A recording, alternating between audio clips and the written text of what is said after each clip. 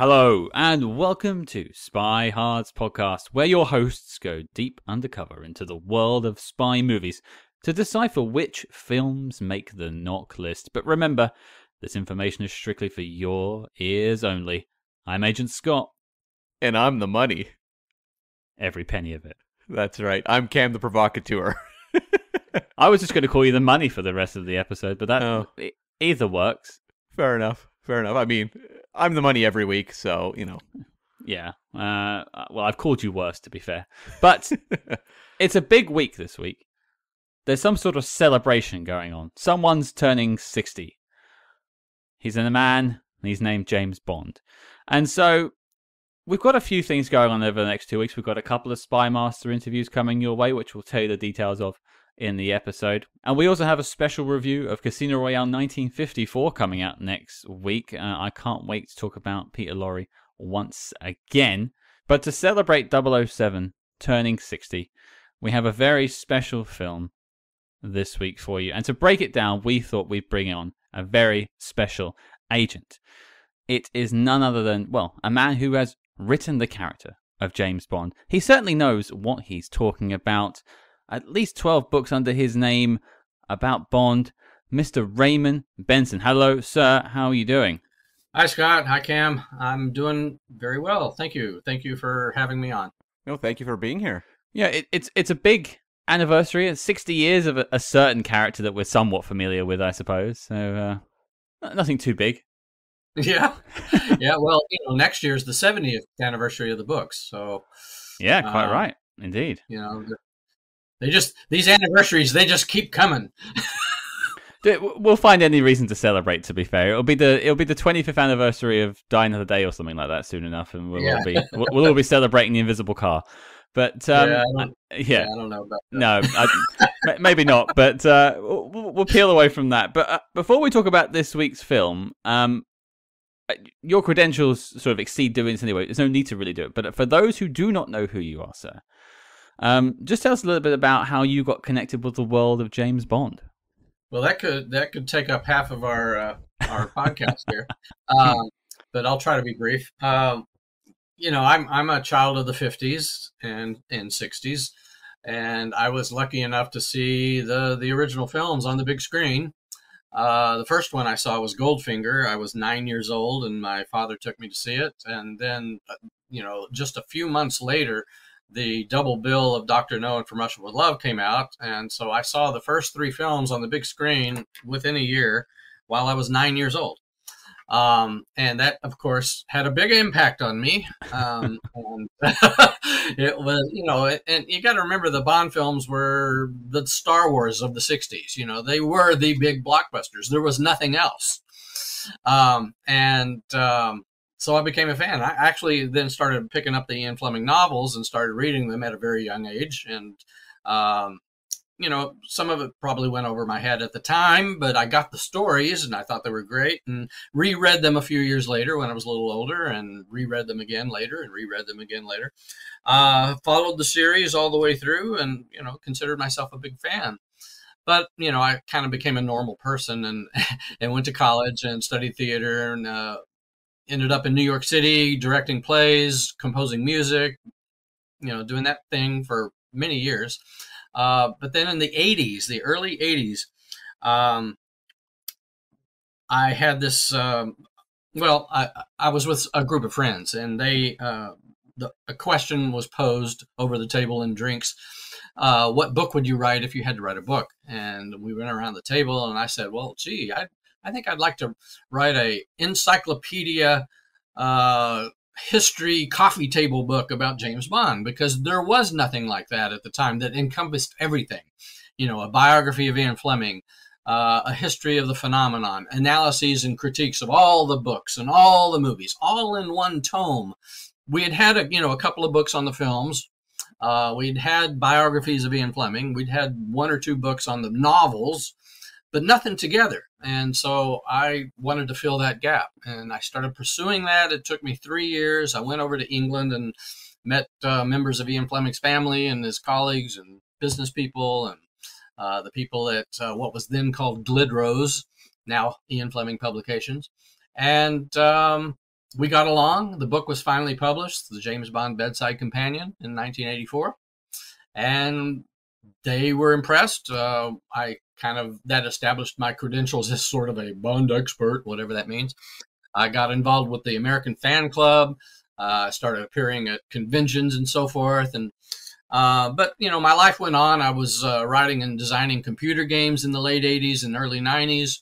And then out of the blue, in 1995, Peter Jansen Smith, who was Ian Fleming's literary agent and the man who was chairman of Glidrose at the time, he called me out of the blue one morning and just said, Raymond, John Gardner has decided to hang up the hat and retire from the gig.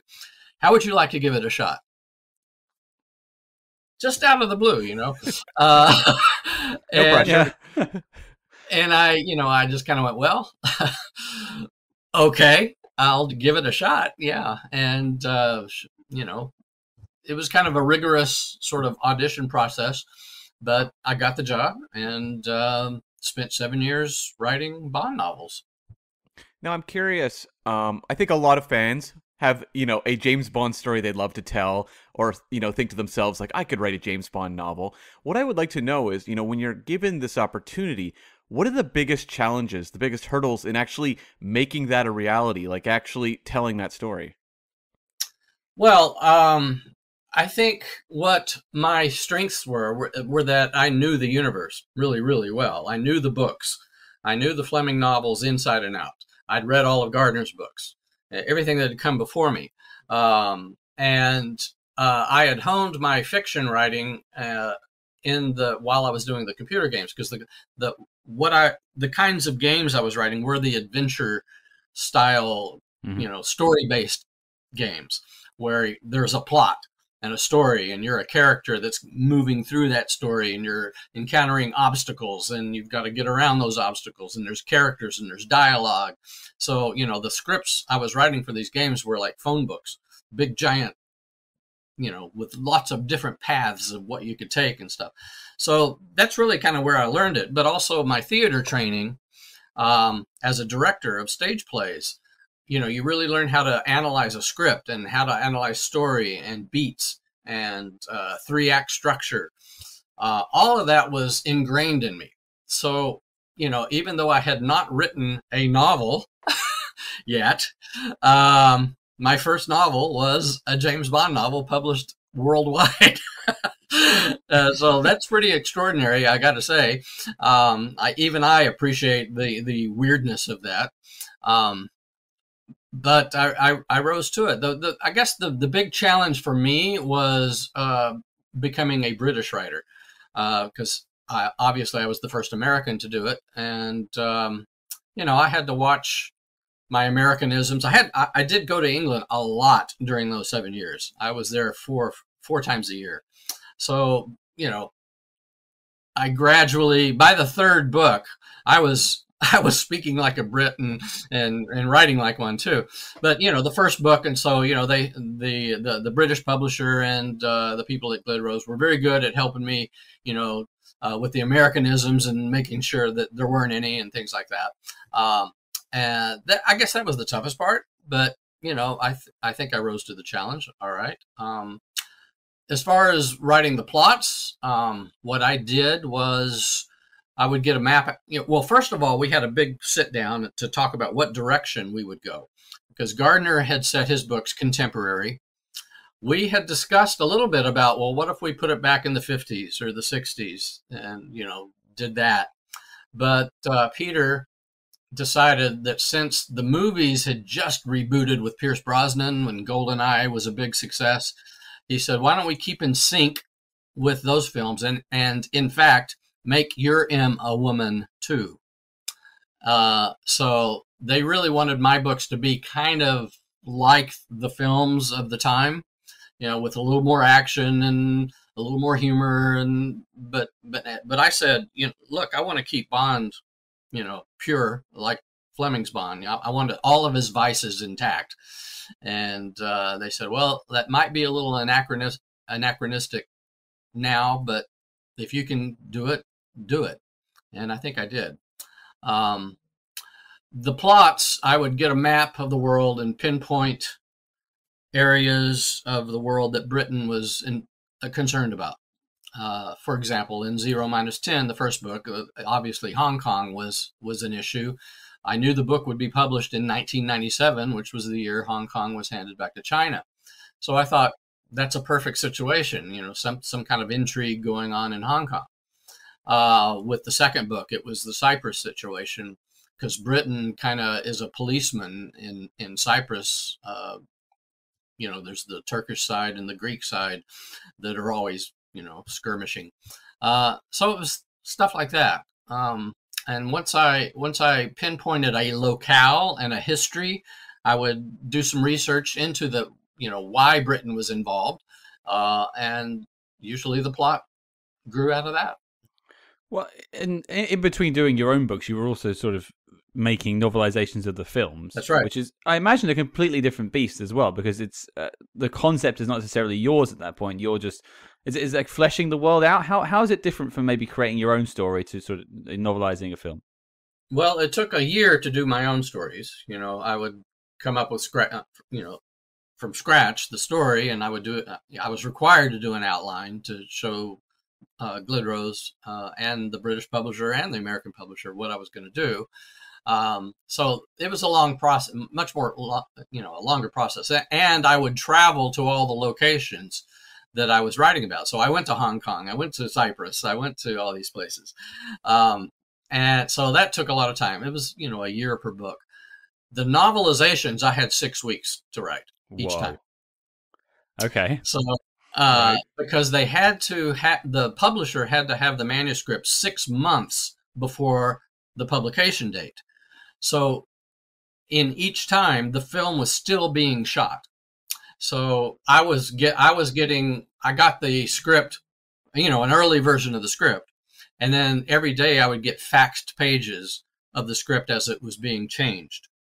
And it was just a case, yes, of, if you were going to put in prose everything that's in a screenplay, you're going to be about 30,000 words too short for a novel. So you do have to flesh it out. Luckily, I was able, in most cases, especially the first one and the second one, to add some scenes that weren't in the script. For example, I gave Wei Lin a background chapter. I got permission to do it, and told Eon what I was doing, and they said fine. So yeah, but that was more of a wow, the pressure's on. I've got to really churn it out. It was a very different kind of beast. So I do prefer the original novels over the 3 novelizations. I can buy that. Now I'm curious. The Bond universe is filled with so many iconic characters. You've written your own adventures. What are your favorite? Do you have a favorite character that you've created for the canon of Bond? A favorite character? Wow. Well, I like my Felix Leiter because I am from Texas. Felix is supposed to be from Texas. I think Fleming actually did a good job of forming a Texan operatives. He didn't quite get the language right. But I like his Felix a lot. His Felix was much more jovial and let's go get some drinks, let's go get drunk. That kind of guy, which was never really portrayed in the movies. I don't think the Felix of Fleming was ever really shown in the movies at all. So, I kind of just grabbed onto that and gave my Felix a real Texan vibe that I think was realistic. As far as, I like the female in High Time to Kill, Hope Kindle. I don't know. It's been so long since I've even read. Fair enough. I can barely remember them. So, well, people that have clicked play on this episode have a fair idea about what we're talking about this week. And before I introduce it, I think the last question I want to ask you, Raymond, is: you stopped doing the Bond novelizations with Die Another Day was the last one that was published. And this film we're talking about happens a few years afterwards. At that period in time where Die Another Day has been published, what was your opinion on where the Bond films were going? How were you feeling about the Bond franchise in around about 2002, 2003? Well, because I did work on Die Another Day as writing the novelization, I was involved. So I can't really say what my feelings about the movie were. I was, I enjoyed writing the book. I thought they were starting. If you look at each actor's series of films, they get progressively more fantastic in a way. I mean, the Roger Moore series from Live and Let Die through Moonraker, that was going to be his body of work until they talked him into doing more. And you can see that from Live and Let Die to Moonraker, there's a big leap in fantastical. You know what I'm talking about. Oh yeah. A lot of more humor and science fiction, and that's not possible, but hopefully it's fun. Yeah, that kind of thing. And I think the Brosnans were getting that way. And Die Another Day had a lot of, okay, we've got a Korean guy who changes his face to a British guy, and the voice and everything completely changes. Okay, I guess we can buy that. And then there's the invisible car and him, doing the surfing on the waves, and So yeah, but there's things I like about Die Another Day. I mean, especially like the first half. I'm not going to knock it. It was fun. No, it's more just a case of there'd been 20 films by that point. It had just celebrated an anniversary in 2002. It was a big time for Bond. And I suppose the question is more, had you had your definitive film at this point? Maybe not past this week's film, but like in those first 20, had you had a favorite? Like, was there one that you thought this was the perfect adaptation? Or yes. This was the perfect James Bond film? Yes. From Russia with Love. That will always be my favorite. That will always be my favorite film. In fact, I look back to Dr. No and From Russia with Love as my two favorite Bond films of all of them. It might be my age that, I experienced them at the time. But I think they capture, Fleming's voice, Fleming's world. They take themselves seriously. They take their time to tell a story rather than the boom, boom, boom, boom, action, action, action, and a little bit of story, action, action, action, a little bit of story, action, action, action, that the Bond films became. Goldfinger, of course, is, the one that really established the blueprint of how the films would be made from then on. They always kind of look back at Goldfinger and say, what did we do with that? And let's try to do something like that again. Goldfinger is probably my third favorite, and it was the first one I saw.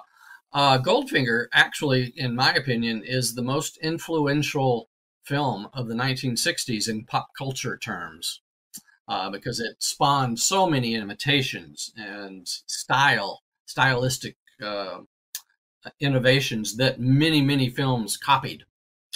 And after that, then it's just variations on the theme. So, I have my favorites going forward. I prefer, all the 60s films just because that's my time. I know people younger than me, if you saw Moonraker as your first Bond film, that might be your favorite. That's fine. I appreciate that. There's people out there that say Die Another Day is their favorite. I know. Sure. It's amazing. There's this little app online called the Sorta app. Have you seen that, where you can rank your Bond films? Yep. Everybody was posting, their rankings, and everybody's different. There's not one single ranking that's the same as somebody else's. And that's what's cool about the Bond films, is that they're throughout the history of them. Each one, each decade sort of reflects the films of that decade. You can really have a pop culture history lesson by watching them all in chronological order. The 70s films definitely speak 1970s and so on. So yeah, it kind of depends how old you are and what your life experience is. They've got something for everybody. Well, I think we've proven your expertise on James Bond Raymond. I think you pass muster on that one. So the question now goes to you, Cam. It's the 60th anniversary of James Bond. Maybe we should do something special. What are we talking about this week? Yes, we are going to revisit the 1967 Casino Royale. No, I kid. We are going to tackle the 2006 Casino Royale, the launch of the Daniel Craig era. Right. Well, we can't talk about that without talking about the 1967 version as well as the 1954 version. Mm-hmm. They're both very important. People who just dismiss them and don't ever watch them, I find that fascinating. I think you should look at your sources, find things out, watch and see what you liked about them. But we're talking about 2006. Usually the question I would ask at this point is, where was everyone when this film came out? What is your experience? What is your memory of the time? Raymond, I'll ask you, what do you remember about 2006 when Casino Royale first came out? Well, I was, definitely, it was 4 years after my Bond work, and I was doing other things. I was writing my own novels. I was also, at that time, doing some other tie-in work. I was working for the Tom Clancy estate. Well, he was still alive at the time, doing the Splinter Cell novels, as well as my own books. So I was looking forward. I was in a mindset that I really wanted to get away from Bond because I had, it was a rough, I wouldn't say a rough 7 years, but it was a very stressful 7 years. I was constantly working and traveling and on the go. And it was hard work. So, I had to kind of reboot myself and establish myself as, a writer of stuff that wasn't James Bond. But, I was still very interested. I wanted to see it, and I wanted to see what this new guy, Daniel Craig could do. I didn't buy into all that, nonsense that was going on when he was cast about him being blonde and everything. I was going, oh, who cares? I didn't understand that at all. That was kind of crazy. But man, when I saw the movie, I was quite blown away. I would rank Casino Royale 2006 in my top 5 of all the films. Okay, well that's so you had probably number 4 after Goldfinger. Okay, so it's up there, and you had a good experience with it in 2006. Good. What about you, Cam? So yeah, I remember there was all the kind of the negativity about Daniel Craig being Bond, and a lot of that was just very superficial things. But I do remember when he was cast that both my sister and I, who had grown up on James Bond, were like, eh? Like, it was not at all what we anticipated. And I remember the two of us, we were drawing on things like we'd seen him in Tomb Raider and I'm trying to think, Road to Perdition and things like that. But it was could not wrap my head around it. And I was also, I guess, coming off of an era where they really cast very recognizable actors in those movies. When you watch World Is Not Enough, say what you will about the movie, we knew who Denise Richards was. We knew who Robert Carlyle was. They were very recognizable people. And as they kind of started to trot out the cast of Casino Royale, it was okay, I don't really recognize most of these people. I knew of Ava Green from Kingdom of Heaven, but it felt very low wattage, and I was struggling with what they were doing. I'd also lost some confidence after Die Another Day, which was so all over the place that it was I don't know that I'm 100% on board. I don't know what this is. But I remember the second I saw the teaser trailer, I was okay. I wasn't concerned, and I went, opening weekend and was absolutely blown away. I think at this point, this was the only Bond movie I went and saw a second time in theaters. I would go on in the future and see them multiple times, but at the time, that was the first one that got me back. And I was someone who felt very loyal to Brosnan coming out of that era, and there was kind of that whiff of he was kind of, publicly feeling hurt about being dismissed, and so I think there was some loyalty there, but Craig won myself over, my sister over, and everyone we knew over immediately watching this movie, and we really fell in love with it. I was a bit of a different story, actually. I distinctly remember the marketing. I remember it being very much everywhere. It's a new James Bond. It's not your daddy's James Bond, that sort of stuff you see in the British tabloids.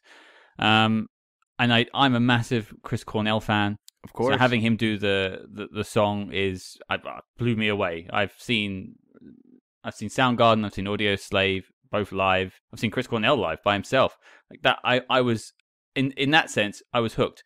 But I just didn't really seem to want to go past Pierce Brosnan in my head, and so I actually don't think I saw it in cinema. I think I actually waited until home release before I actually watched it. Just through, like Cam said, some sort of strange loyalty to a man who isn't doing it anymore, who I imagine probably still would have done a fifth film, but that's by the by. And so, when I did see it, I was like, why did I not see this in cinemas? Why on earth did I not go? Because it blew me away, and I was worried going into it, like it was this action Bond, and it was losing a lot of what it used to have, but it worked. It just worked. Everything about the film worked, and I was hooked on Daniel Craig after that, and saw all the rest of his films in theaters. Yeah, Yeah, like it really won, I think, everyone over, and it was coming off that trend. Batman Begins kind of kicked it off of doing kind of the more sophisticated. Some would use the word gritty, but I think that's really up in the air when you revisit Batman Begins. But sort of that more realistic slant on kind of a classic story character, a classic hero character, and at the time, like, because I had really liked Batman Begins, I was like, what are the chances that you're going to have another really great example of this so quickly? Because Bond is famous for jumping on trends. We referenced Moonraker, jumping on the Star Wars trend, and there's been various others. So I was genuinely blown away that this one was not only, on par with something like Batman Begins, but in a lot of ways better. Well, I think they were influenced more by the Bourne movies because they started in 2002 and 2000. They had seen two of those. They were already filming Casino Royale when before Batman Begins even appeared. Mm-hmm. So I think the Bourne movies really had the style of the Bourne movies had an influence, but they got the rights. I mean, you got to think about the whole history of the rights of Casino Royale and how it came about to why they decided to go this direction. Very quickly, the rights to Casino Royale has a tortured history. We have chronicled them on the Casino Royale 67 episode we did. They are unbelievable. I know. But in 1999, Eon finally got, MGM Eon got the rights, finally, from Columbia. Because of it all became, again, it was all kind of due to Kevin McClory and his lawsuit again. And then Sony taking over, both MGM and Columbia, and then them going, well, let's make a little swap. And, they traded Spider-Man rights for Casino Royale rights, and finally they had them. And because Casino Royale is so much an origin story in itself, inherently, they realized, well, we can't just do a fifth Pierce Brosnan movie with Casino Royale. And Barbara, I know, and Michael both really wanted to do this story. They've been wanting to do Casino Royale for a long time and never could, because it is a great story. So they decided, look, we're going to have to just reboot, cast a new guy, a younger guy, and pretend it's the beginning. And it was very different. And now that the complete 5 movies of Daniel Craig have come about, we now see that they are sort of a standalone arc, a standalone universe, separate from the other Bond films. You have to look at it that way. You'll drive yourself crazy. Every now and then they would do an Easter egg, a nudge, nudge, wink, wink to the other films, by showing, Bernard Lee's portrait in the office, or the Aston Martin appearing, and little things to remind the audience, okay, this is still our Bond film, but it's not. Daniel Craig is not the same Bond as Pierce Brosnan was. I mean, it's a different universe. Definitely, it's a different timeline. Yeah, I don't know why people latch onto the concept that there needs to be some sort of continuity in 25 films. There's clearly a delineation in this film, but yeah, I also believe Judi Dench's M is not the same M in the Pierce Brosnan movies. Absolutely. For sure. People were making that mistake too. Mm-hmm. Though, for those who have never seen this film, somehow, here is your letterbox. Go away. Yeah. Just go away. Why are you listening? Find some other podcast. Who needs you, really? I mean, come on. Casino Royale 67. Check that one out. Yeah. Peter Sellers is calling you. Here is your letterbox.com synopsis. Casino Royale. Everyone has a past. Every legend has a beginning. Le Chiffre, a banker to the world's terrorists, is scheduled to participate in a high-stakes poker game in Montenegro, where he intends to use his winnings to establish his financial grip on the terrorist market. M sends Bond on his maiden mission as Agent 007 to attend this game and prevent Le Chiffre from winning. With the help of Vesper Lind and Felix Leiter, Bond enters the most important poker game in his already dangerous career. Boy, they really lost the punch of the movie with that synopsis there. Yeah, it wasn't quite as good as it could have been, but I guess it sets it up. I guess, Raymond, you need to get on Letterboxd and punch that one up. Yeah. we need a writer, please. Yeah. I was a little confounded that they used Texas Hold'em as the game. I would have preferred they'd stuck with Baccarat, but minor quibbles. As a man who doesn't understand poker, I still don't understand poker. I wish I did. I've tried. Baccarat, I just about get now. But poker eludes me. But I guess before we get to what we think about the film now, Cam, do you have even more on the storied beginnings of Casino Royale? Yes, and Raymond, feel free to jump in if anything. You know more than I do for sure. So let me know if there's anything that is outstanding. But basically, yes. The option of doing Casino Royale had been very desirable for a long time, and the rights had obviously been a mess. And even at a point like Quentin Tarantino has said that he had mentioned to the Broccoli family that he would like to do a version of that. And Pierce Brosnan, I remember very publicly saying things about, we'd love to do it with Quentin Tarantino. We'd love to do that. It does not sound like the Broccoli's were at all interested in working with Quentin Tarantino on a Casino Royale film. And so they decided that Die Another Day had pushed things a little too far and they needed to refresh. They were going through contract negotiations, which the stories of those with Brosnan are very messy, where it's like everyone has like a different version of what was happening, but it seemed like the negotiations were just stretching on and on and on. I don't even know that they were that excited about doing a fifth with him, but it was like they still were going through negotiations, and ultimately it seemed like from the various versions that perhaps his agent was pushing a little too far, and they were also lukewarm on just the concept of doing another film with him, so just decided to move on and adapt Casino Royale into a film as something of a restart. And so they brought on Neil Purvis and Robert Wade, who'd written a couple of the Brosnan films at this point, and they wrote up an initial draft. At this point, they brought in Martin Campbell to restart it. And Martin Campbell, since we had met up with him in Goldeneye, had done a series of films. He did Mask of Zorro, which was hugely successful. Did Vertical Limit, Beyond Borders, which I don't know if people remember. That was an Angelina Jolie film. And he'd also done Legend of Zorro, which was less successful than Mask of Zorro on a few different levels. But, he was drawn back to this simply because it was going to be so different than what he'd done before. He's a guy who I constantly feel like they would like to have do more Bond movies, but he really has he doesn't seem to have any interest unless it's something he hasn't really done before. He's not like a sequel guy. And so that was the big pull for him. There's people that keep calling out for him to do the next Bond. I'm happy with the two Martin Campbells we've had. Yeah. Oh, yeah, I thought he was very good. Both of them. Yeah. Yeah. And so it was apparently him who suggested they bring in Paul Haggis to do a rewrite on the script. Actually, he had a quote in the Nobody Does It Better book, The Oral History, where he's just like, I don't think Purvis and Wade do a lot for Bond. They kind of get the basics, but beyond that, you need to go a little bit beyond their work.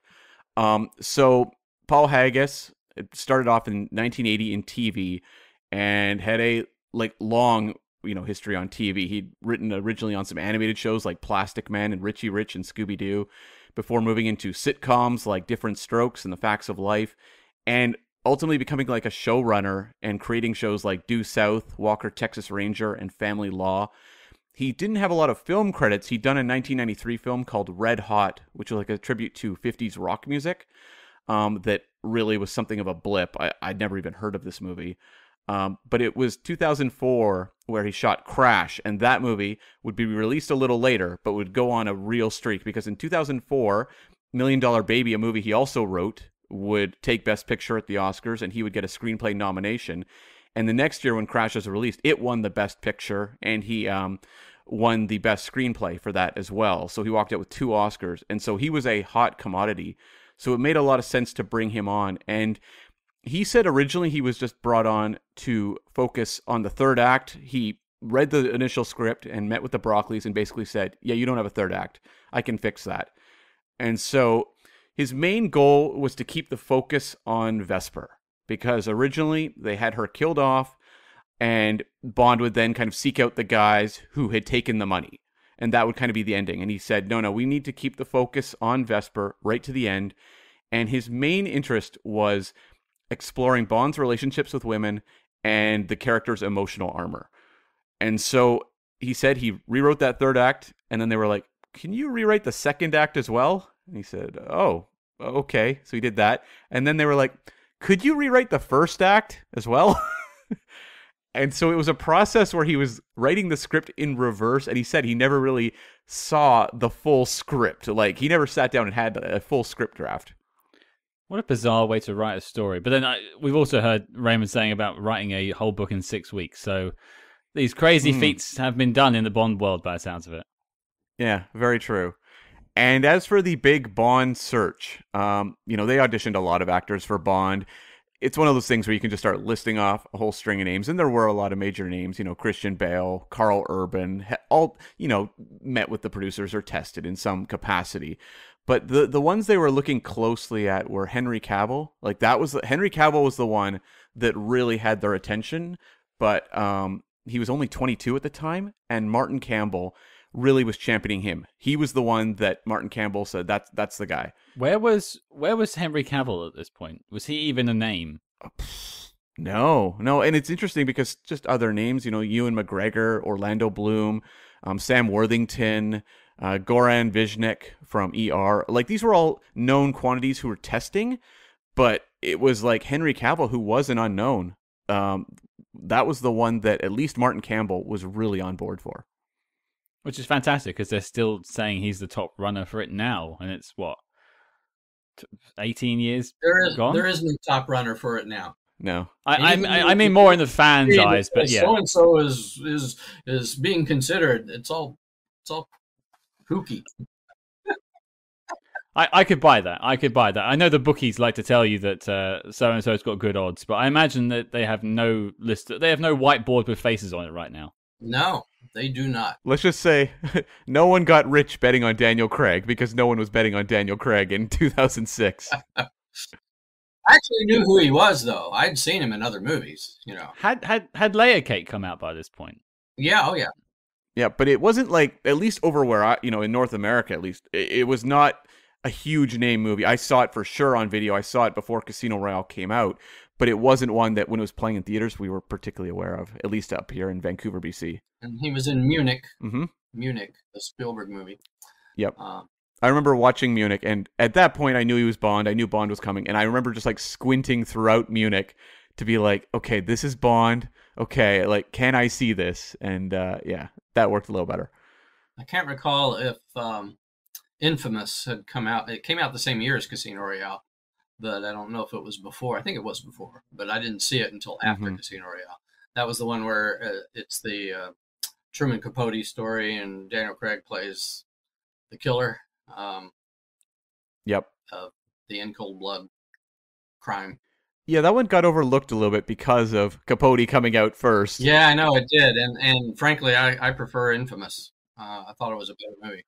Right. Wasn't Archangel also part of this? Because I've heard that beaten around, and we've obviously spoken to Dick Clement and Ian LaFrennay in the past, and they wrote that they did write that. I always heard that was also connected to it somehow. Yeah, that was something that the Broccoli's had seen and really liked. But they also cited things like they loved his character work in Road to Perdition. They really appreciated his work as the poet Ted Hughes in the movie Sylvia, which that movie is very obscure. And then when they saw Layer Cake, he was a leading man. They could see that he could carry a movie. And so like it was not really just like one thing, it was a string of things, but Archangel was definitely one of them. And so, they did the big announcement of Daniel Craig on October 14th, in 2005, where they brought him down, the Thames in the boat, and that just fed more fuel because of the life preserver. And it was just like this ongoing case of people not trusting Craig until footage leaked out from the paparazzi of him coming out of the water. And that was the thing that really turned the tide, where people said, okay, we think this guy might be able to play Bond. Well, yeah, you see him in those blue boxes. I think that would sell it for a lot of people. Certainly sold it for me. Definitely. And just some of the other casting. Scott, when we did our Salt episode, we were talking about Angelina Jolie being approached about a Bond film, and we were debating which one it was. It was actually this one. Oh. We thought it might have been Die Another Day, but it was this one.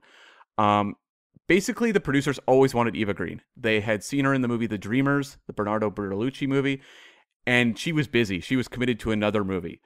And they basically kept going back and forth to see if they could get her, but they had to explore other options. And according to the casting director, Debbie McWilliams, she said there was a whole lot of names. A lot of people, were looked at, but only 2 people were considered viable options if Eva Green was not available.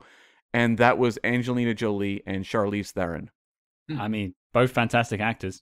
Yeah, I knew of Eva Green from The Dreamers. That's where I first was aware of her.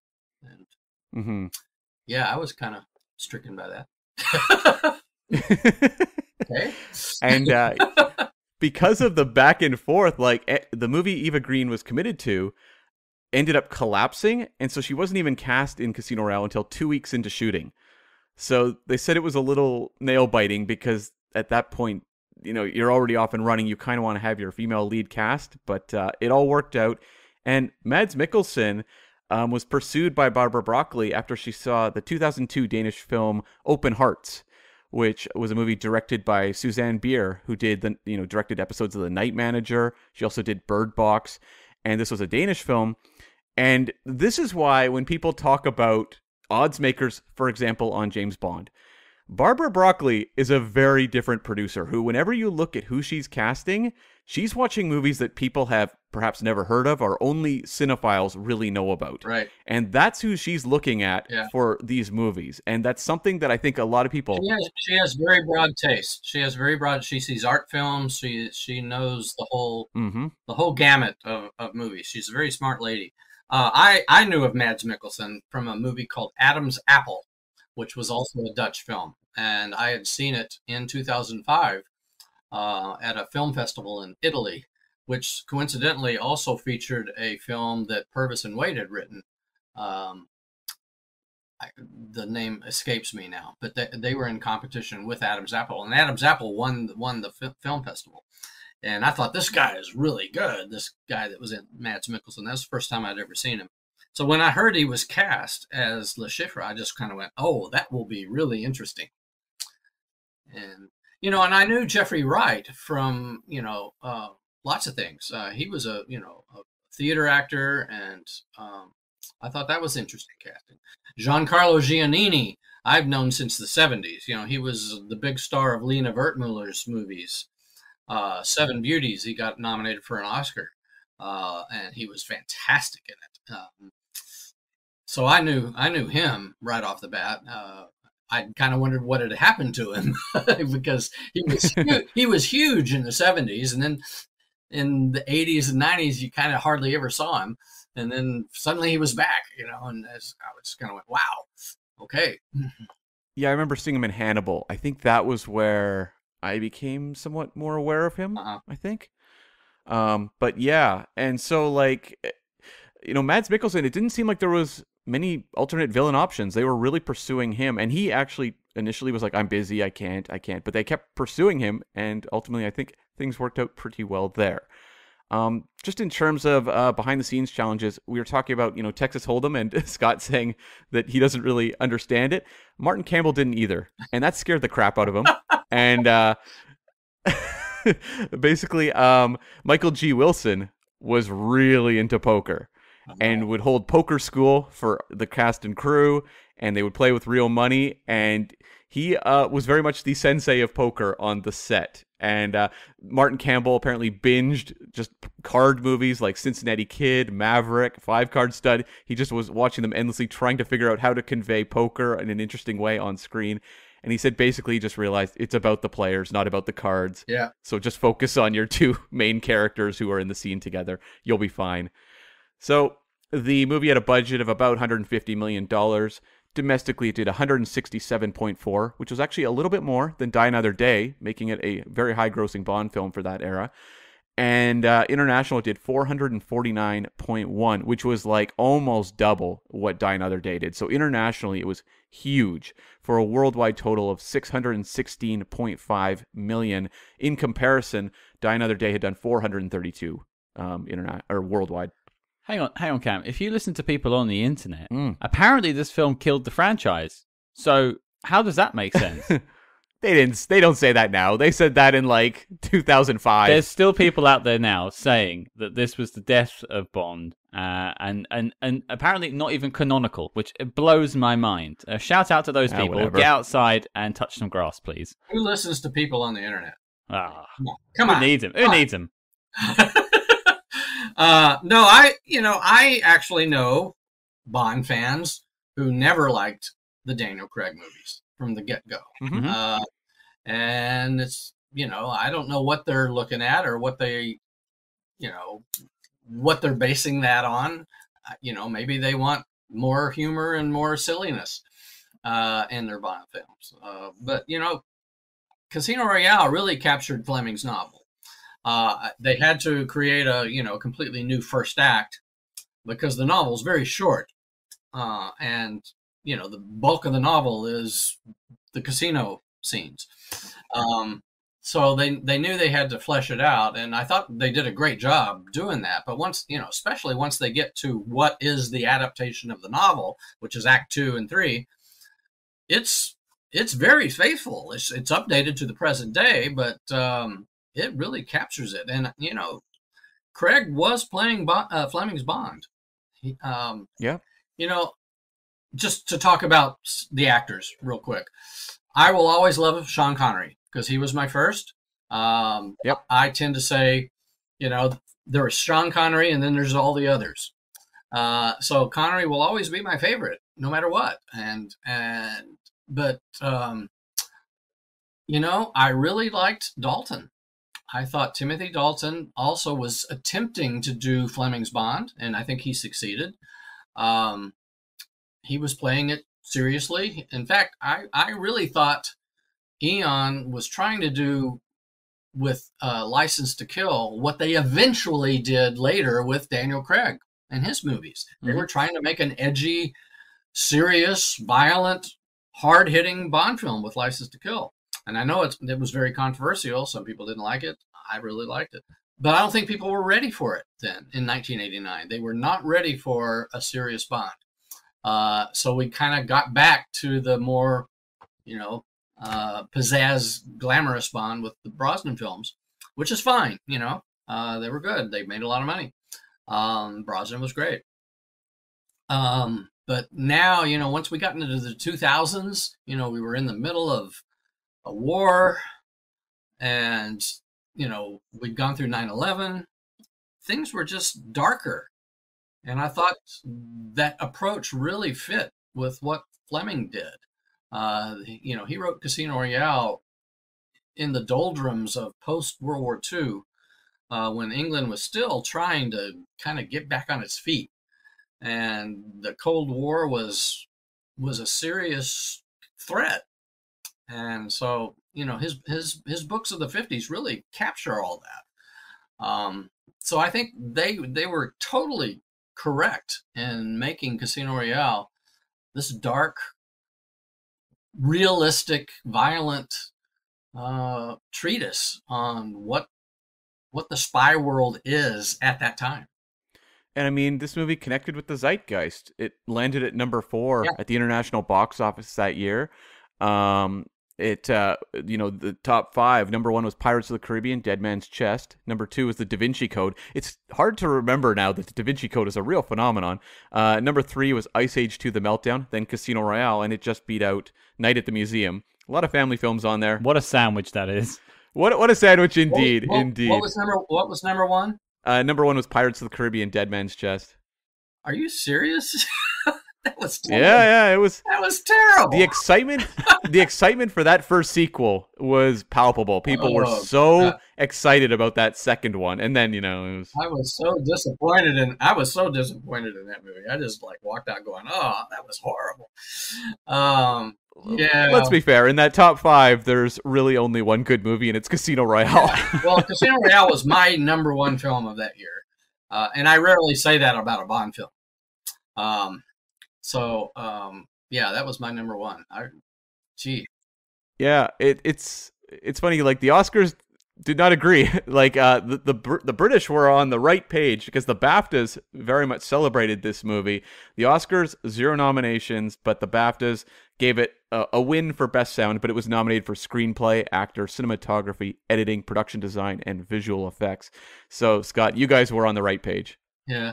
Well, BAFTAs are tend to favor British films too, and good films. No, but I agree. I agree with your assessment. The Oscars have not been kind to Bond films, except quite recently. Maybe with a few little technical nods and music nods. It still boggles my mind that John Barry was never nominated for an Oscar for a Bond score. That's just it's insane. It is insane. Just like Ennio Morricone was never nominated for a spaghetti western score. So, yeah. Well, I think that wraps us up on the behind the scenes. And Cam, I think you've stripped our armor away. That's right. Yeah, let's talk about it. Casino Royale. It's the year 2022. What do we think about this film? Raymond, you're the guest. I'll go to you first. What's your top line review of the film? What do you think about Casino Royale now? What I said before, I think it's one of the best Bond films ever made. It's very faithful to Fleming. It's hard hitting. It shows an actor portraying the literary Bond very, very well. He may not look like what is described as the literary Bond, but does it matter? To me, it didn't. And, I think it's well shot. It's beautiful to look at. It's got a great score. It's got a great cast. I don't think there is a false move really in it. I mean, like I said, I would have preferred it to have been Baccarat, but in the long run, it's a minor quibble. Sweevy. I think it's pretty much a perfect Bond film. It's hard to argue with that assessment. And I think we had Calvin Dyson on a couple of years ago, I think, at this point, to talk about Goldfinger. And we all sat there saying, how do we talk about what is potentially one of the perfect Bond films? How do you critique it? What do you do? Because, that little thing didn't work. Raymond, you mentioned the Baccarat. It's a fair point that would rub some people the wrong way. And, yeah, absolutely right. And it's tough to evaluate. And so, Cam, I'll throw it to you in a second. Sorry for jumping in and throwing the order off. But, No. For me, when I talk about films, especially franchise films and genre films, sometimes they manage to create something that goes beyond the franchise itself. I think of something like Star Trek II: The Wrath of Khan is not just a good Star Trek film, it's a good science fiction film. It's actually a good film. Character-driven film, absolutely.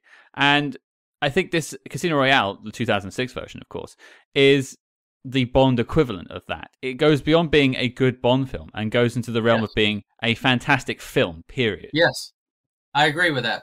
That's why I name it my number 1 film. I'm a big film historian. I teach film history. I'm like Barbara Broccoli. I appreciate art films and, foreign films and all that. And I think Casino Royale was my favorite film of the year. I don't like to use the word best because it's subjective. But yeah, if I was handing out the Oscars, that year. I would have nominated Casino Royale and given it to it. So, and this was not a particularly strong year for the Oscars either. Like, this was actually a very poor year. So the fact it didn't get nominated is that much more painful. Departed won, but I like Departed, but I do like The Departed. I think it's a pretty great film. I liked Little Miss Sunshine a lot. Another one of my favorite films that year was Children of Men. Great film. Oh yeah, I thought that was a terrific movie. What else? There were some others, but Borat was a big breakthrough. Oh, Borat was great. Borat was really funny. Yeah. What a weird juxtaposition: Bond, Casino Royale, and Borat in the same year. Yeah. It's a weird year.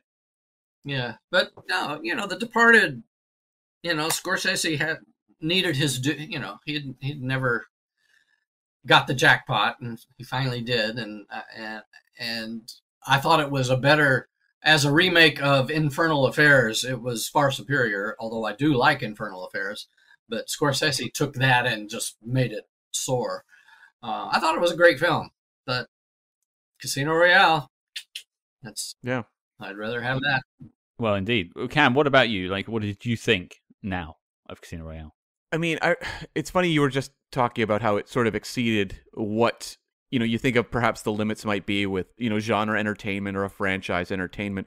And I remember like Roger Ebert had a quote where I don't remember which Bond movie it was, but he said basically that Bond movies could be great entertainments, but not great movies. And I think like that holds somewhat true before Casino Royale. And I think even he admitted like this one was the one that I have to revise that rule, because I don't know that like Casino Royale, if you ask me on a given day, is my favorite Bond movie, but I think it's the best Bond movie. I think it's the one that nails all of the elements in an interesting way. It's the first one that really tackles with interesting themes that carry through the course of the movie. It has, Barbara Broccoli has just more of a, I think, art film pedigree and understanding of that kind of world. It feels like it's merging all the things you want from franchise entertainment, things like, the parkour chase, the big action, all the kind of the flashier elements, but working in a level of intimate character drama you just previously never really got in this franchise. I think you have a pretty solid organic growth with Bond's relationship with women, starting with the Dalton era and going through the Brosnan era, but this feels like next level. And I just had to admire watching the movie the other night. I was looking at the counter a lot because I wanted to pay attention to just how the movie broke down in terms of kind of chunks. And when you have Vesper Lynd, she's introduced at the 58-minute mark. And the scene in which she's kidnapped and, hauled away and essentially kind of sets up the reveal of what this character has been up to is basically 45 minutes later.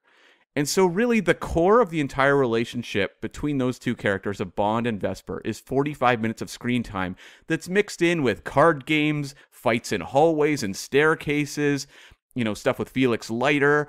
And you just have to admire how unbelievably efficient they were in layering in this love story that carries you through the whole movie and makes it seem so simple. Like, this movie makes every element feel simple, and it had to be a lot of work. Like, I have to believe, the Broccoli's are very hardworking. I'm sure there was a lot of sleepless nights putting this movie together, but it all comes across so sophisticated and graceful on screen that it's the type of movie I think a lot of producers look at and say, we want to do that, but the odds of achieving that are very slim. Yeah, this is definitely the one you shoot for, isn't it? Like, this is the, I don't want to say it's the pinnacle, but... Mm-hmm. And we mentioned earlier, I think Raymond mentioned it actually, the roots of this back to things like The Bourne Identity. And there's lots of films that it's taking things from. But if you go back to our Bourne Roundtable episode, and John Orty, our guest from Behind the Stunts, was talking about how it really just like grabbing things that worked in other parts of the franchise and spy movies and action films at the time and brought it all together into the successful package along with 007. I mean, what a way to reintroduce a character to potentially a whole new audience. You think about the watershed moment you had with GoldenEye that brought a lot of people back. It brought me into Bond, personally. This is another one of those moments in the history of the character. Definitely, yeah. I mean, and just how quickly they set up their Bond. Because I've talked about in the past, like, watching, for example, GoldenEye the first time and, like, spending a lot of the movie kind of reframing okay, this guy is James Bond. I have to get used to this. And, being by the time, you rewatch the movie and you go into Tomorrow Never Dies, you're 100% on board. But I remember, initially it's kind of that learning curve of like, oh, I have to kind of learn to accept this new actor and what he's doing with the role. I did not have that with Daniel Craig. That opening of the black and white sequence, it just instantly clicked. There was never a second in the moment where I was struggling with him as Bond. The Bond was different. I'd never seen this version on screen, but it felt entirely Bond. I love the opening. I think it's one of the great pre-credit sequence. I do have one other minor quibble. I wish they hadn't played around with the gun barrel logo in the first. Don't get me started on the gun barrel in the Craig era. I'm really fond of that gun barrel logo, and they really kind of messed with it the first three films. They finally got it back in place for Spectre and No Time to Die, but I wish they hadn't have done that. But minor quibble. You've got 2 now. You'll have your 6 soon. Well, let's take it over to things that we do like. Let's just pick a thing. I've got a moment, but Raymond, I'll throw it to you. Just something. It can be a moment from the film or something about the film that really stands out to you. Well, pretty much everything. Like I said, the pre-credits black and white sequence is really awesome. Really kind of brings this sort of noir feel to it that we've never really had before in the franchise.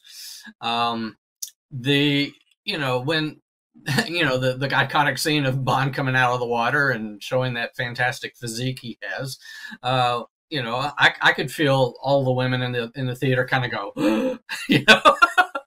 and even I kind of went, wow, that guy's. I know I did. 00 heaven. Yeah, gee. I thought the scene at the airport where he's trying to stop the bomber was really exciting. It was very well edited and shot and cut.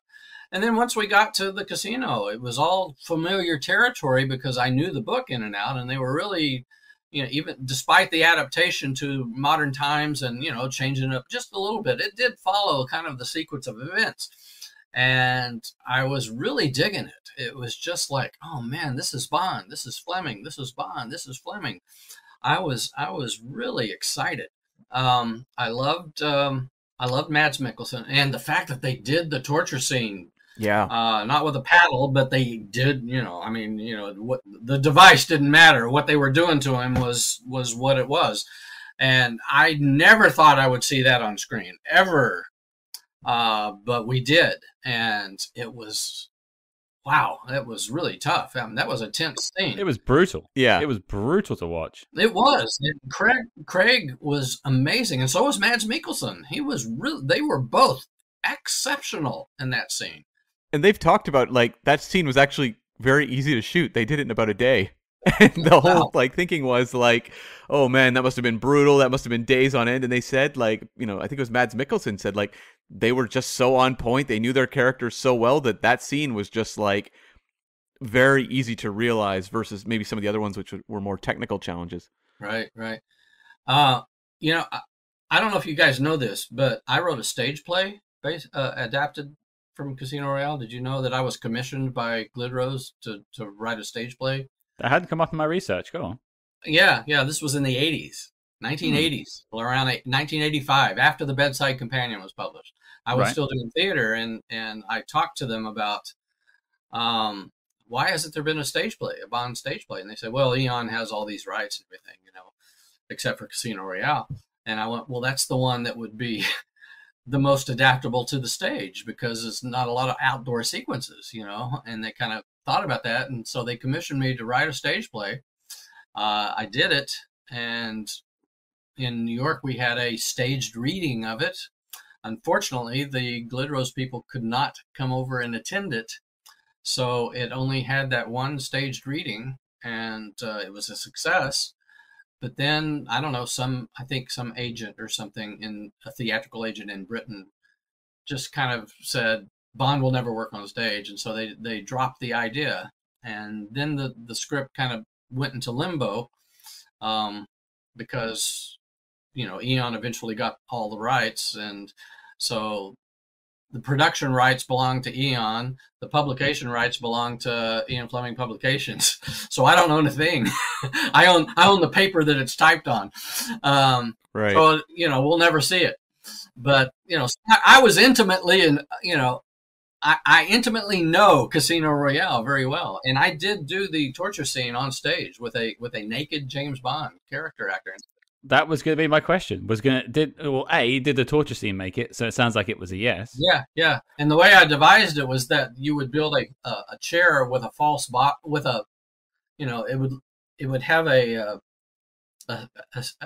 barrier that the audience couldn't see, and so the front, the legs would be covered and the sides, so that the guy could still hit it, from the bottom, and you'd hear the boom, and they would not know that it's, And was it baccarat or poker? It was baccarat. And the way I did that, you had screens above the tables, so you could see the hands of what they were holding, the cards. Well, I mean, Cam, what about you? Something you want to highlight? This is a very difficult one. I think with a lot of movies, there's like a standout element, but like with me, I kind of sit where Raymond does, where it's like all of the elements are just firing on all cylinders. So it's like, to kind of like mention, Mads Mikkelsen's unbelievable performance, you're like, well, hold on, that's just a fraction of what works. To me, it's like this movie just crystallizes everything that's effective about Bond. And, Raymond, you're mentioning the action. And I think that was, a bit of a concern that maybe people had initially when they talked about rebooting, the franchise and bringing Bond back in this kind of more stripped down form, was like, well, we like these movies as action movies.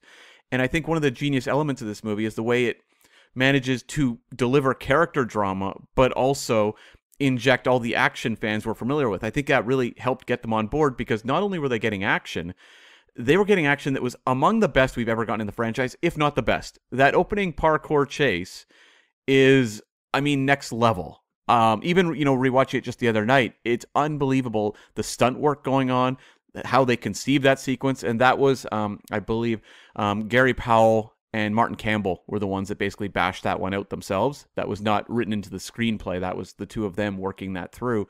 And it's just an unbelievable sequence. And that extends to the whole movie. Like, they're shooting scenes that could be, in a different movie, maybe a little flat, like the card game. And they shoot it with the intensity of like an action sequence, so that the movie just pulls you. It's so propulsive.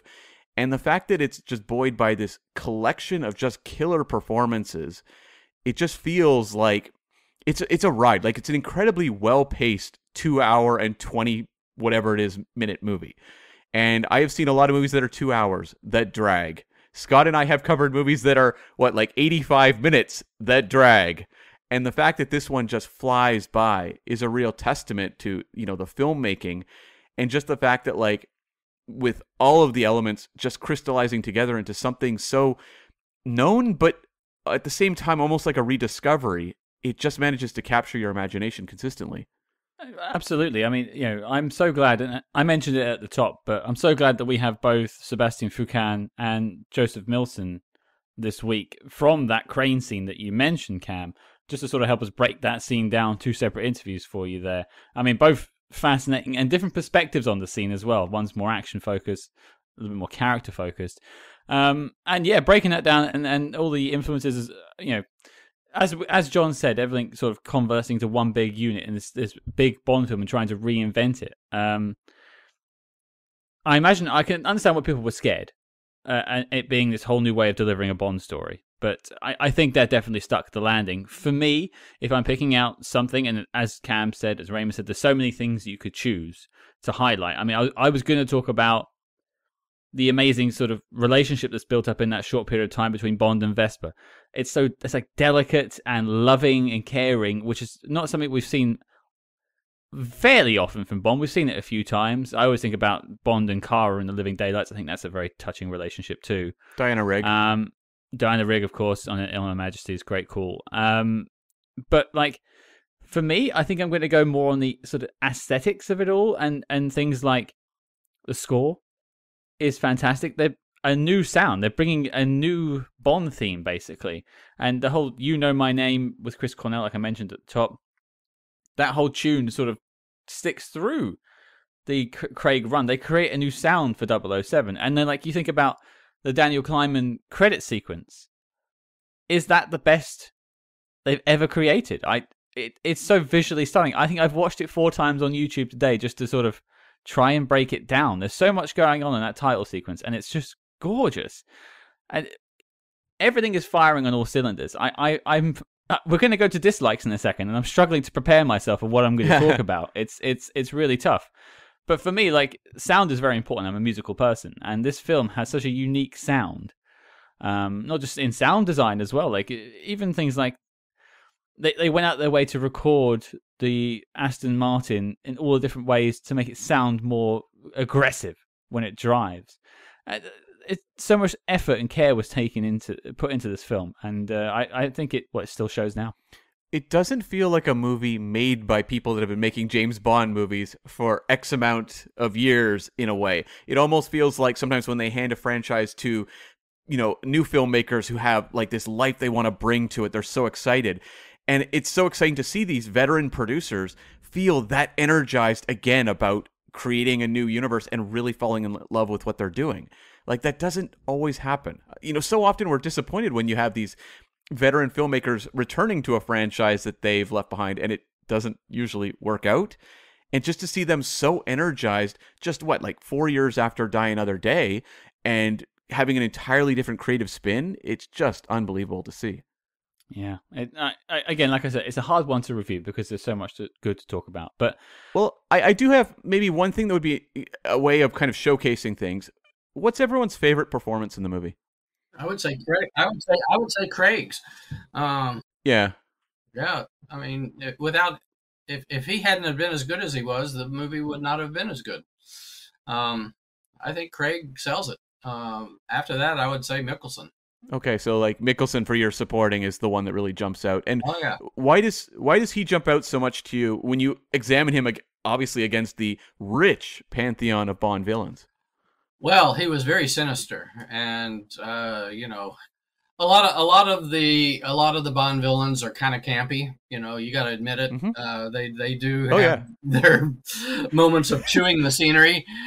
Joyfully so, yeah. Yeah. Mikkelsen doesn't do that. He's very, he's creepy in this movie. The scar, the makeup and the scar and everything, and his sort of when he does allow himself to laugh at something, it's just kind of a, I thought he really was chilling. He was real.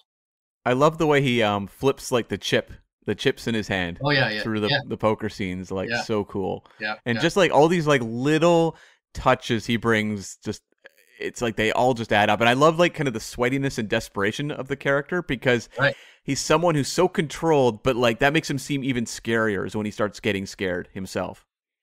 Right. Well, look, during the torture scene when Bond has the quip about, please a little more to the left, and you can see Mikkelsen at first kind of goes, what the fuck is he talking about? And then he kind of reads, oh, he's joking. And he kind of allows himself to kind of laugh at that. Oh, you've got a sense of humor. Oh, yeah. It was perfect, I mean, great characterization. And very different from what we'd seen before. When you look at, Orson Welles, there was no magic act. That would have been amazing halfway through the card game. Where was the levitation? I needed levitation in this film. Yeah. Or Peter Lorre as well in the climax episode from the 50s. So it was, again, just really appreciated that they had entirely different tact on that character and really made him come to life. What about you, Scott? I was thinking about it whilst you two were just talking there, but I think I'm going to go for Eva Green. Actually, I agree with Raymond. I like Daniel Craig sells the film. Oh yeah, everything is on that guy's shoulders, and he's got big shoulders, so I think he carries it pretty well. But like Eva is, I think, the heart of the film. Mm-hmm. And there's a moment that drew me back in my second watch today when Bond drops off the dress, and then she drops off the dinner jacket. And there's dinner jackets, and then there's dinner jackets. And Bond puts it on, and it's the first time you see him in a tux, and it's kind of like a big reveal for the film. It's not really scored heavily, it's not a heavy moment, but she just peeks around the corner and just smiles at him looking at himself in the mirror. It's like a little fun way of disarming the character, making it kind of funny, but not like ha ha ha funny. It's just really nice. I still have problems with how the Vesper character is sort of wrapped up at the end, but that's not on Eva Green. That's more of I just have trouble with that character's arc, personally. But yeah, Eva Green all the way for me. But what about you, Cam? It's the Eva Green performance, I think, just like really not only just carries through this movie, but also hangs over all the, Craig films to come. And it's like, I think just the intelligence of the filmmakers to have scenes like, where she's in shock after the fight on the floor of the shower and they're sitting in there. Like, you didn't get scenes like that traditionally in Bond movies. Like, there's a vulnerability to that relationship that really works. But I think one of the most genius moves they made, period, was like in her first scene on the train was where her and Bond like size each other up. And like, Bond isn't particularly right in sizing her up. Like, he's talking about, how she's single and all this sort of stuff. And it's like elements like that, I think, are really smartly worked in. The fact that throughout the movie, you don't know who her character is, but also at the same time, Bond is saying, like, this is a character with no tells. And we are genuinely surprised, I think, by the reveal. Like, they're using well-worn source material, so anyone who had read the book knew ultimately where that character was going to go. But if you hadn't read it, I don't think you would have seen necessarily where it was going to go. And I think they do a very good job working in kind of the theme of like Bond's relationship with women, the way that like, you have the death of Solange earlier in the movie. And then you realize like that what can happen when Bond is involved with women, but then how he emotionally reacts by the end of this story, and the coldness that he brings on initially. And so like, it's the way that they manage to balance that relationship that I think is so effective. And Eva Green just consistently works. And just the idea of basically people showing their hand is a theme carried through the entire movie. And the idea of reveals tied into the poker. Yeah. We interrupt this program to bring you a special report. Calling all agents. Independent podcasting, much like the spy game, requires considerable resources. Whether it's research, equipment, hosting, or of course constructing a top secret volcano lair, we're putting out the call for your support. That's right. As you may know, we've activated the SpyHards Patreon, home of our ever-growing lineup of Agents in the Field episodes where we decode non-spy films from your favorite spy actors and full film commentaries with more intel than a Basil exposition briefing. Cam, what have we got in our crosshairs this month? Well, Scott, we're continuing with the Dirty Harry franchise with 1973's Magnum Force. So do you feel lucky, punk? Well, do ya? And if that sounds delicious, then become a true spy hard today and join the circus at patreon.com/spyhards. But before this message self-destructs, Cam, resume the spy jinx. Well, we've said all the nice things about the film that we can. Let's just, if there's any critiques we can make. I know, Raymond, you've mentioned the Baccarat, and you've mentioned, was it the chair, the other thing you had? No, the gun barrel. The gun barrel. Gun barrel, thank you. What a nitpick, eh? There's people listening that agree with you completely, to be absolutely fair, that completely agree. But I'll throw it to you. Is there any other things about the film, just in retrospect now, that either you would change as a writer yourself, that you would change, or in presentation, but something you disliked perhaps? I can't think of anything. I mean, Scott, you're not going to like this, but I'm not a huge I'm not a huge fan of the theme, the main title song. Okay, no, that's absolutely fine. What about it doesn't work for you?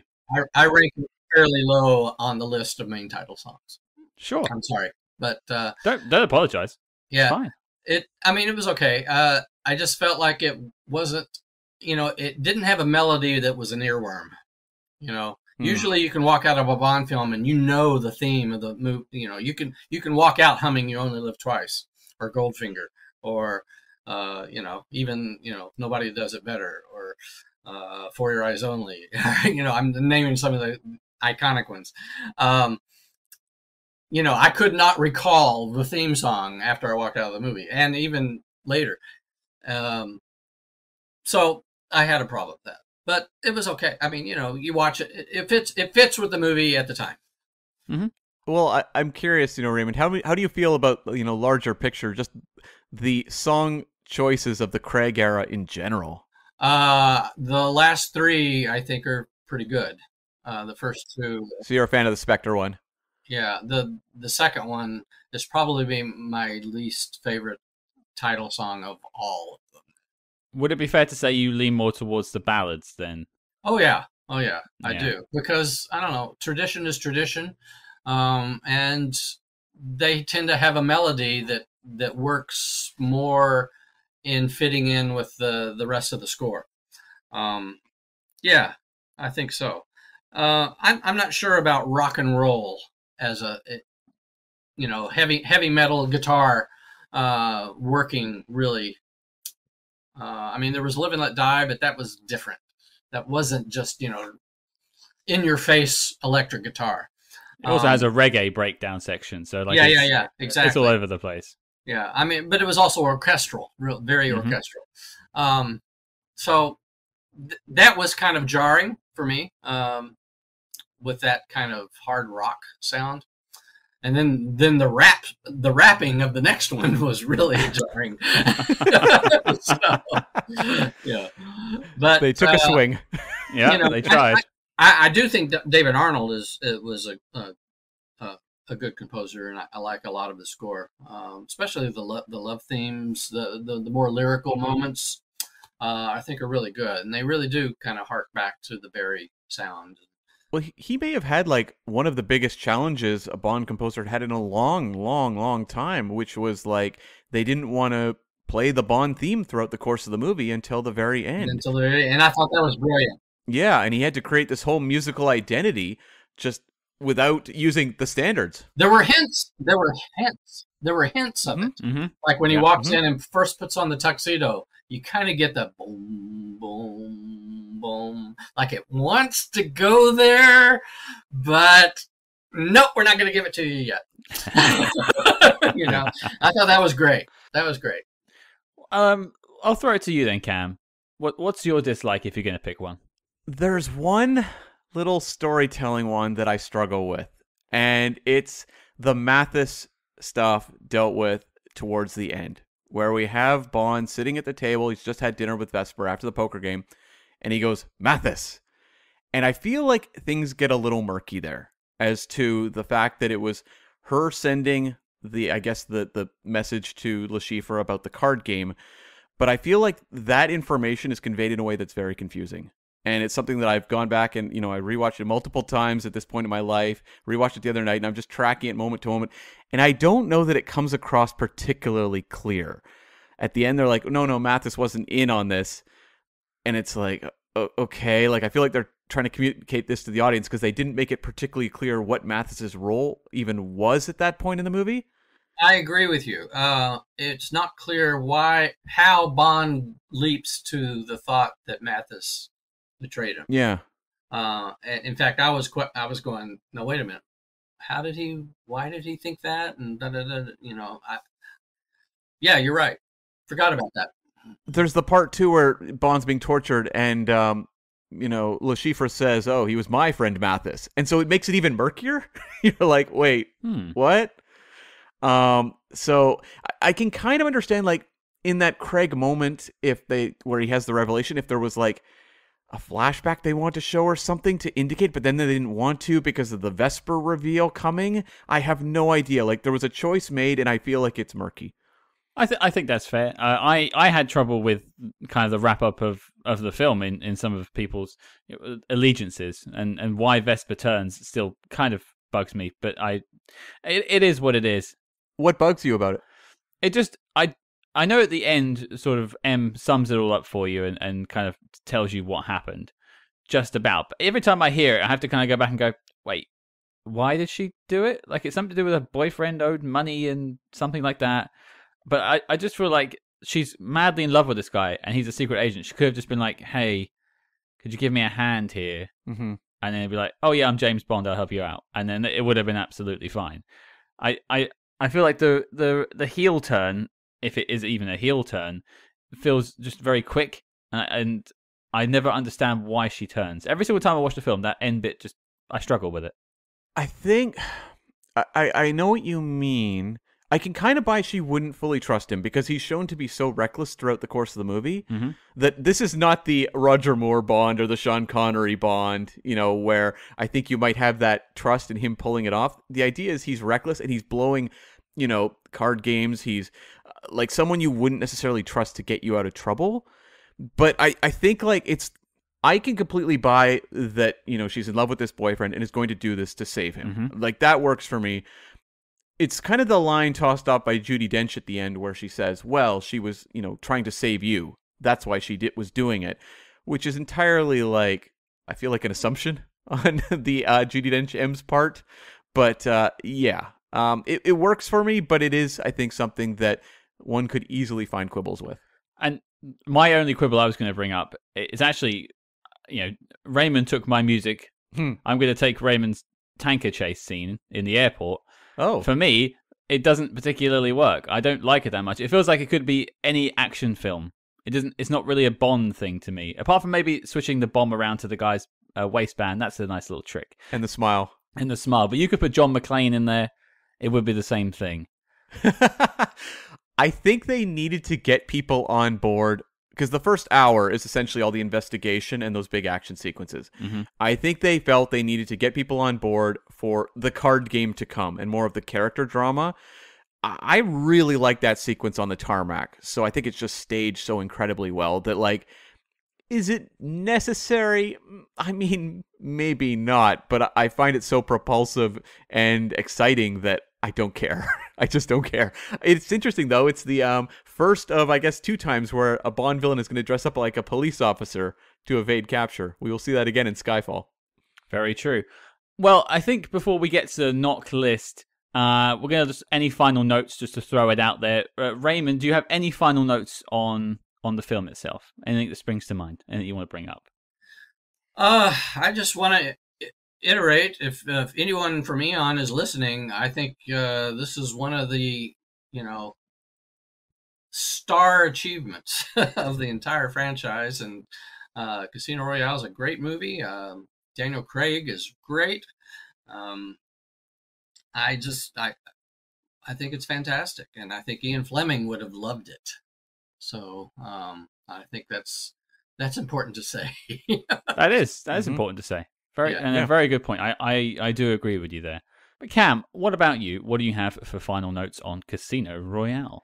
So to me, there's a lot of elements to me that also work really unbelievably well. And when you're talking about Casino Royale, it's so hard to get granular because you're just more so impressed by the whole package. And we've talked about why that package works so well. Yeah, you are. Yeah, that's right. But there's elements, just the Judi Dench performance, bringing that, not the same character necessarily, but that kind of that fierceness and putting her opposite Craig and getting to see her sort of evolution starting of that relationship here. Jeffrey Wright, kind of a small little role, but has so much impact. On my Felix Blandometer ratings, he's not on the scale. We don't measure Jeffrey Wright on this scale because he is just magnetic every second he's on screen. The support... he's the Felix Leiter. That's right. He is the. That's right. Yeah. To me, we had never truly seen a Felix Leiter that stuck. I think a lot of fans like David Hedison a lot. I do as well. But if you ask a very casual Bond fan about Felix Leiter, you're going to get blank stares. And I think after Jeffrey Wright took over, that's not the case. I'm not sure I completely agree. I think he had a couple of he was there for a little bit performances during his time with Craig. But maybe the second one. Yeah, that's what I'm thinking of. But in this one and No Time to Die, actually, I think both standout performances. And let's just go back to M. We skipped past Judi Dench coming back to the role. Sorry, continuity nerds, but this is a different M, played by the same actor. But I do find it interesting that Bond does say, "Oh, I didn't know M stood for," and it was implied that it was an M. So I'm going to say M stands for Mother. And it's all connected to 1998's The Avengers. I think you just broke the movie, Scott. You may have broken all cinema with that one. Yeah. Any reference to the Avengers, yeah. But just like there's so many like little touches in this movie that make it all kind of work. The fact that like the villains aren't dumb. A lot of Bond villains, they'll portray these like megalomaniacal kind of geniuses, but they're not necessarily the smartest people when you really break it down on paper. Look at Goldfinger just like hanging out with Bond at like a horse ranch throughout the course of the movie. It's like, just kill this guy. But like, you know, you look at like, even like kind of minor villain characters. For example, Carter at the start, who's like touching his ear. They pick up on that. They clock this guy as a spy. You also see when like, you know, the warlord shows up in the hotel to, you know, try to get his money back from Le Chiffre, and Bond is kind of like trying to put on this act of like, you know, making out with Vesper in the hallway so they don't look at him. That warlord spots that earpiece in his ear. Like, it's very observant, dangerous villains who aren't portrayed dumb. They are not like disposable henchmen that like populate so many other Bond films. It kind of raises the level of tension of the movie by having villains who are able to kind of, you know, sniff out like Bond being a potential adversary. I completely agree with the portrayal of the villains being very strong in this. It wasn't something I brought up in the dislikes, and I don't know if Raymond agrees or not, but you know, I thought that one of the things this film struggled with is not having a central villain. Right. Like, if you're going to pick it apart, like Le Chiffre is kind of the central villain. You've got Mads Mikkelsen. It's a big casting. It's probably the central villain, most people will say. But he's off at like the hour and 40-minute mark, and there's still another 40 minutes left of the film. Yeah, the villain is more, I think, the larger criminal conspiracy, because Mr. White is a strong element throughout this movie as well, who we haven't mentioned, Jesper Christensen, kicking off what is going to be, I think, a very effective ongoing villain arc, and used very sparsely, but very effectively. So I feel like Le Chiffre is such a small part of a larger picture that it's more about Bond exposing something, and they aren't using the term, you know, Spectre by name yet, but that's kind of what they're hinting towards. Even at the time, though, when I saw the movie, it was like, oh, Le Chiffre is kind of like a low-level villain. Like, this isn't a high-ranking character. We're kind of climbing a ladder that's going to go somewhere. The sense of serialization was, I think, made very clear for moment one in this particular reboot. Like, I think you knew that they were going to build to something. So I don't hold it against the movie, but yeah, in comparison to other Bond movies, like Le Chiffre is not Hugo Drax, you know, there from the beginning to the end. No, but that, in terms of, as we've all spelled out through this episode, these are minor gripes, and it's really hard to pick any major flaw with this film, because I don't think there is any. Yeah. Another note I had was, you know, the Italian like recovery center Bond goes to after his traumatic torture? Did you recognize that place?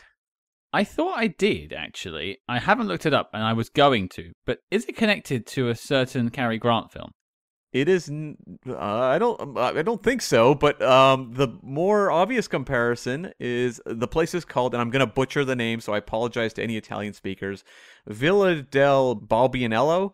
I'm sorry, folks. I want to apologize, but nonetheless, that was the. I'm sorry. Yeah, we're all sorry. That was the location of Naboo from the Star Wars prequels. That's that view that he has is basically where you saw Anakin and Padme holding hands, getting married at the end of Episode 2, and it's featured throughout those prequels. Oh, okay.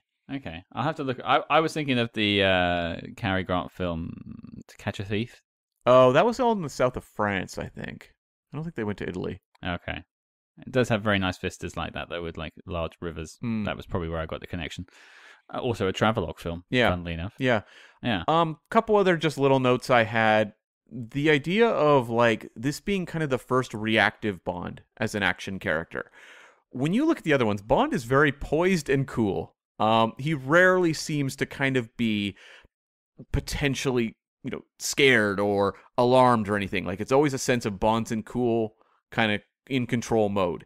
Whereas, like, I like that this Bond is very reactive. He, you know, takes in what's happening to him and responds. Like, you think of the guy, you know, hurling the gun at Bond, and Bond catches it and throws it back at him. But that carries through the course of the movie. Him, you know, barreling through a wall in the parkour chase.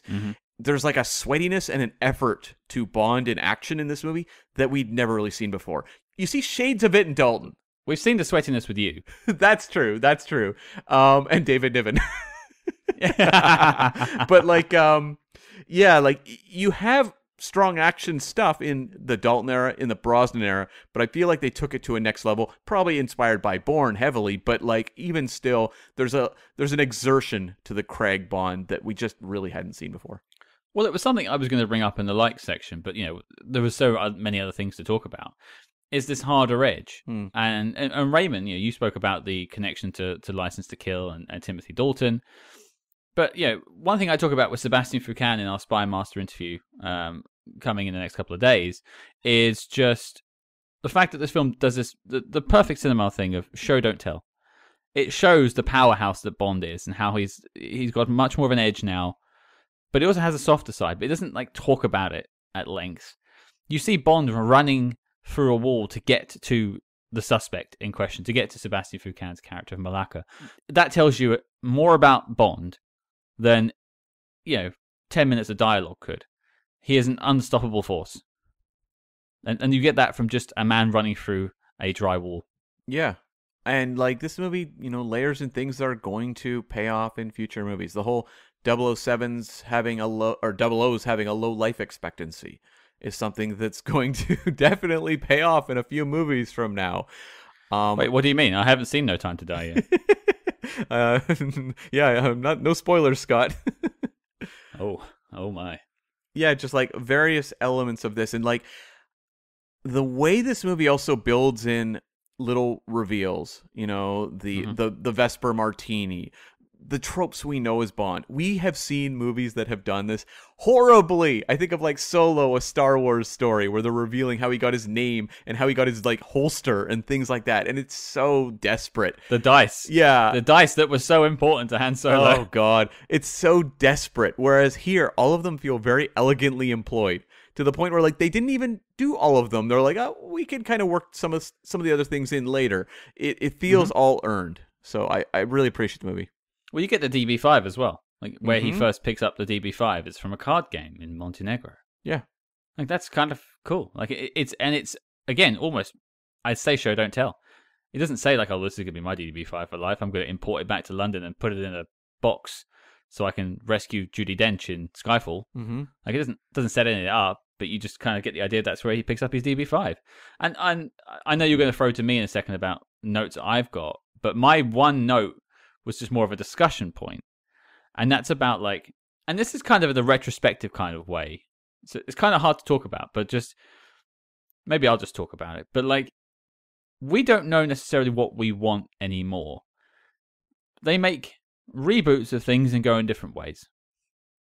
This is a more action-styled Bond. And it was well received.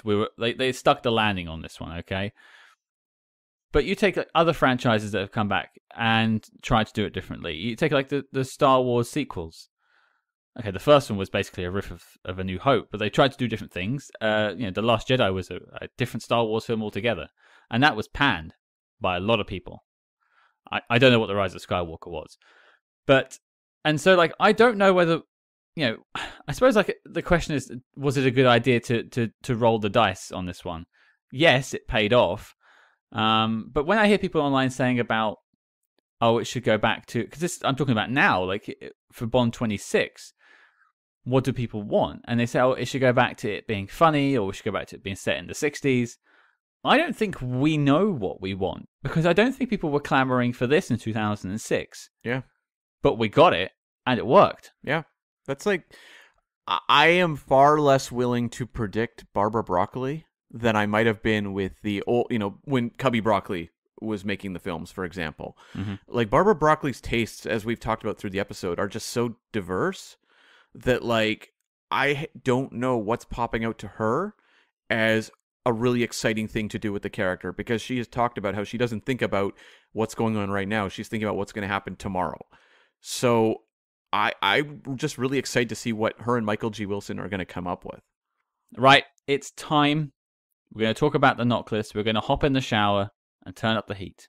Raymond, you are our guest. The question goes to you first. The thing we do on this show every week is we like to talk about the best spy movies ever. So every film we tackle, we ask if it makes the NOC list, which is our list of the need-to-see official classics of SpyHards. It's a terrible acronym. Cam came up with it. It wasn't my doing. I like that you say it's terrible and then assign me credit for that one. Thank you, Scott. Yeah, absolutely. But so guests get a vote whenever they come on. The question will go to you first. NOC list, the best spy movies of all time. Is Casino Royale 2006 making that list for you? Absolutely, it would. I think it would. I wish I'd known this question earlier. I would have prepared a list. But I can go back to the 1930s for good spy movies. But some of my favorites would be, Man Who Knew Too Much by Hitchcock, The 39 Steps by Hitchcock, The Lady Vanishes by Hitchcock. Notorious. Notorious is one of my favorites. Odd Man Out is terrific. The Third Man. There's some wonderful stuff. And then, in the 60s, even though, From Russia with Love, Dr. No From Russia with Love would be up there. I would. They are on the list. Yeah. I would put the Ipcrest File in there. Damn right. I'm with you, Raymond. I would actually put Our Man Flint in there for fun. Hey, yep, yes. That made the list. Yep. Yeah. I put the Parallax View in there. You're naming our list right now, Raymond. This is perfect. The name's escaping me now. The Robert Redford one in the 70s. 3 Days of the Condor. 3 Days of the Condor. Yep. Yes, that one. Terrific stuff. I wish if I'd known, I would have made a list. So. You've really validated our show. Thank you. Yeah, you've made us feel good about choosing these films too. Like a man who's written books about spies says these are the best ones, and so do we. So that's good. Yeah, the spy who came in from the cold. Well, I'll drop you an email, and you can send me your top ones, and I'll put them online, and we can compare notes and see what people think. Okay. There you go. Well, that sounds like a yes from you, Raymond. Cam, what about you? Big yes. Like, there is no shadow of a doubt in my mind that Casino Royale belongs on the list. There's been debate about especially some of those Connery ones like You Only Live Twice or Thunderball, where it became much more of a discussion of iconography and sort of the movie's importance in pop culture and things like that. Sure. To me, Casino Royale doesn't need any of that. It has it. It definitely, Batman Begins may have, kicked off kind of the gritty kind of reboot trend. Mm-hmm. Casino Royale continued in that and really delivered.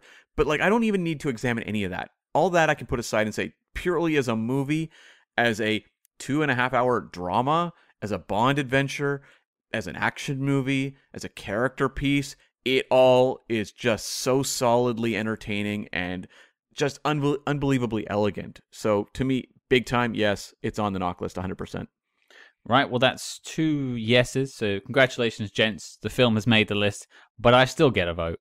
So here is my 2 cents. Casino Royale 67 is much better than this film. I'm kidding.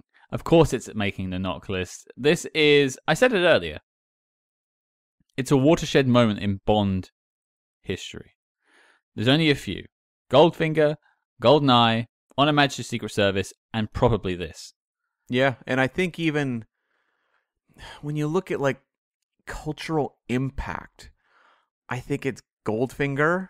Thunderball's debatable because it was a huge phenomenon, but how much of that is because of the success of Goldfinger, right? It's tough to say, right? Riding the wave, exactly. Pardon the pun. Exactly. I think that you could really make an argument that Casino Royale is the next biggest thing after Goldfinger. I think one of the matches is important too because it's the first one without Sean Connery. It is, but not popular in its time, and it's one that is more popular with Bond fans versus your average, Bond watcher. Yeah. Well, let's make it simple. It's a yes from me too. How could it not be a yes? It is potentially one of the greatest spy movies of all time, let alone one of the greatest Bond movies of all time. And so with that, 3 yeses. Of course, Casino Royale 2006 is making the knock list, and as such, the dossier on the film is complete and filed as classified. Well, Raymond, I want to thank you for joining us this week to talk about Bond, the 60th anniversary. What a big week. But before we let you go, what is it you're currently working on at the moment? Well, I have a new book coming out October 4th here in the States. It's called The Mad, Mad Murders of Marigold Way. It is a dark comedy about a murder that takes place right at the beginning of the pandemic. I wrote it in May 2020, and that's when it takes place. Well, I started it in May. That's when it takes place. And it takes place in my neighborhood, although I've changed the name to protect the guilty. And it's I tried to do a Coen Brothers style, crime story. Mm-hmm. So it's got this sort of twisted absurdity to it that's, hopefully funny.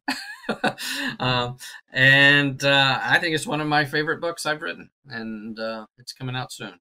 So it'll be available on ebook and hardcover, and a month later on audiobook. Well, we'll put links to that in the show notes below, so people can find that online and get a copy, of course. And I'll be grabbing one too. And online, where can people find you? Like a website or Twitter, Instagram? Where are you hanging around? Well, RaymondBenson.com is my website. You can always find stuff there.